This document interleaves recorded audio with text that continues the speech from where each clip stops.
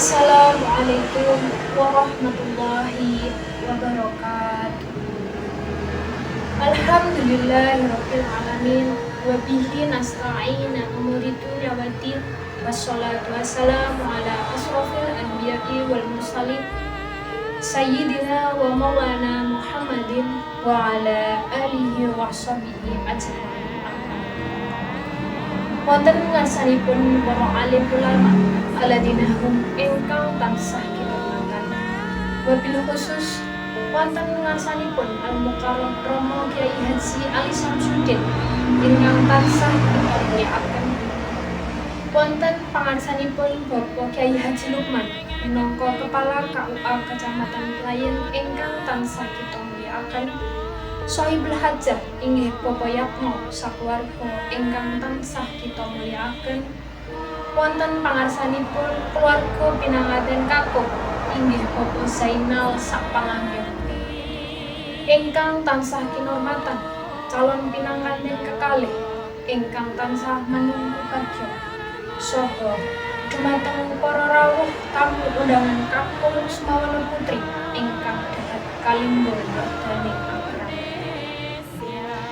nuwun sewu keparenga kawula matur wonten ngarsa para pinunggas sedaya inggih minangka dawuh saking panjenenganipun Sohibul hajah kawula piniji minangka pranata adicara ingkang sapisan kula aturaken sugeng wilujeng rawuhipun para pinunggas sedaya ingkang sampun kersa angrawuhi undanganipun Bapak Yatmo sakeluarga ingkang saweg hanetepi darmaning sepuh inggih angijapaken ingkang putra putrinipun inggih Rania Ayu kaliyan Farhan Utama putra kakungipun Bapak Zainal ingkang kaping kalih saderengipun adicara prosesi ijab kabul menika dipunwiwiti.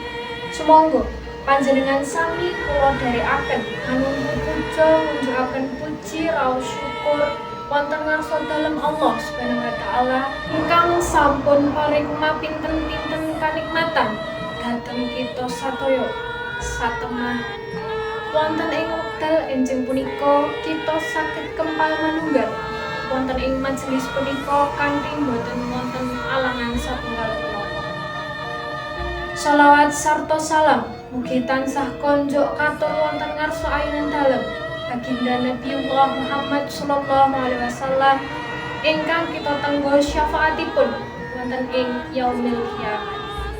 Para rawuh kakung Sumawana Putri ingkang dahat kinurmatan saderengipun adicara ijab kabul menika dipun wiwiti badhe kawula waosaken rumiyin rantamaning adicara ingkang badhe kalampah wonten ing injil punika.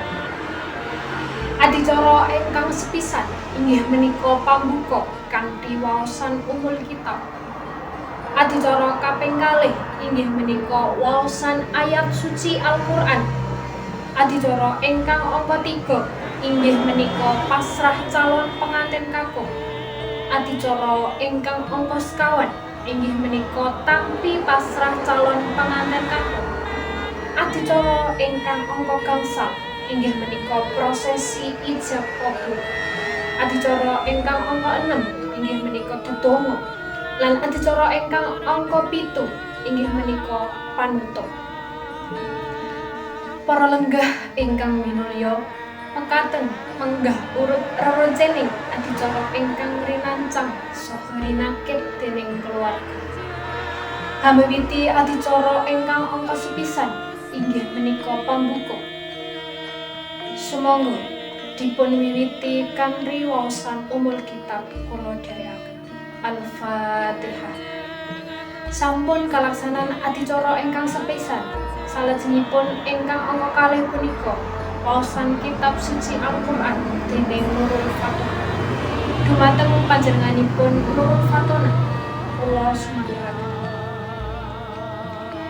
Matur nuwun dumateng panjenenganipun Nurul Fatona.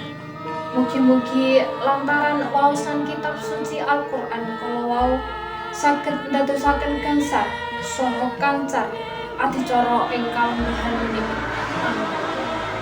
Adicara salajengipun inggih inggih menika tampi pasrah calon penganten kakung dumateng ingkang kajiban papan saha wekdal kula sumanggaaken. Sampun paripurna titilaksana pasrah tinampining risang calon penganten kakung. Laksitaning gati salajengipun inggih menika ijab kabul risang calon penganten kekalih dumateng Bapak Naib saha para ingkang hanawang prida tumapak ing adicara akad nikah. Sumangga para rawuh ingkang tuhu kinakuten mekaten adicara suci nikahipun Nak Mas Farhan Utama kaliyan Nak Ajeng Rania Ayu sampun kalaksanan kanthi raharja nir ing sambekala. Agunging panuwun ingkang tanpa pepindhan katur dumateng panjenenganipun Bapak Naib sakati. Para rawuh kakung sumawana putri ingkang minulya. Adicara salajengipun inggih menika donga sesarengan. Atur uninga bilih sakmenika sampun ndungkap paripurna adicara. Nugraha saha sih wilasa dalem Allah Subhanahu wa taala andayani lampahing upacara saking purna madya dumugi swasana pinaringan wilujeng kalis saking rebeta kalis saking samika. Minangka pratandha raos panuwun sumangga sesarengan asung puji syukur konjuk ngarsa dalem Allah Subhanahu wa taala wonten pungkasaning adicara ing kalenggahan punika. Sumangga kula dherekaken. Alhamdulillahirabbil alamin. Cekap matur nuwun Bapak saha Ibu tuwin para tamu kakung riwah putri ingkang minulya. Mbok bilih Bapak Yatno sakaliyan anggenipun ngacarani rawuh panjenengan sami kirang pranani penggalih lan anggenipun atur palenggahan saha pasugatan kirang muruwat mewantu-wantu panyuwunipun Bapak saha Ibu Zainal keparenga panjenengan sedaya paring pangaksama ingkang agung. Kula ingkang nindakaken ayahan minangka pranatacara mbok bilih wonten atur saha patrap ingkang boten dadosaken sarujuking penggalih inggih awit saking taksih cupeting saha cubuing seserepan kula ing Resubasita basa tuwin sasta kula nyuwun agunging pangaksami. Wasana sugeng kandha mugi-mugi tansah rahayu ingkang sami pinanggih. Nuwun matur nuwun. Akhirul kalam. Wassalamualaikum warahmatullahi wabarakatuh.